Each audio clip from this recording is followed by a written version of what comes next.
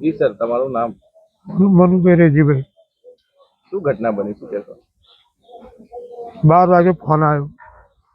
12 વાગે ફોન આવ્યો. હું મારું બૈરું ને મારો છોકરો થઈને તૈયારીમાં લીધા કંપનીમાં અમે ગયા. તો આગળ ગયા ત્યારે એક બાજુ બોકડા પર ઊંઘાડેલો છોકરો મારો હતો જ. 108 ઊભી હતી. એમનું લગભગ 400 થી 500 માણસ એમનું ઊભું હતું, 400-300 માણસ. અને એ કોઈ અડવા તૈયાર હતું નહીં.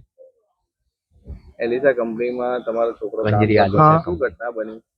એવો મેં કહ્યું મારો છોકરો કઈથી પડ્યો, મને જગા બતાવો.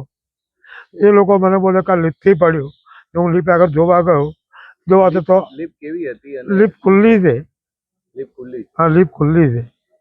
એટલે એ શું કરતો હતો છોકરો? એ છોકરો માલ ઉપર સપ્લાય કરતો હતો. એટલે ઉપર જતો હતો કે નીચે? ઉપર જતો નેતા જતો સાહેબ, એ મને ખબર નહીં. ઉપર જતો નેતા જતો. ઘટના વખતે કોણ હતું ત્યાં? મંજરી આલિશા કંપનીમાં છોકરો નોકરી કરે. નોકરી કરતો હતો કંપની. ઘટના વખતે ત્યાં જોડે કોણ હતું? અમને ખબર જ હોય ને, અમને ઘરેથી ફોન આવ્યો, અમે જ ગયા. કેટલા વર્ષથી એવો કામ કરે? 5 વર્ષથી નોકરી કરે છે. કેટલા તમારો જે બાળક છે કેટલા વર્ષનો છે? 5 વર્ષથી. ઉંમર કેટલી? છોકરાની ઉંમર કેટલી છે? 23 વર્ષ થયા. 23 વર્ષ. તમારી શું માંગણી છે? મારો છોકરો ગયો, શું કરવું?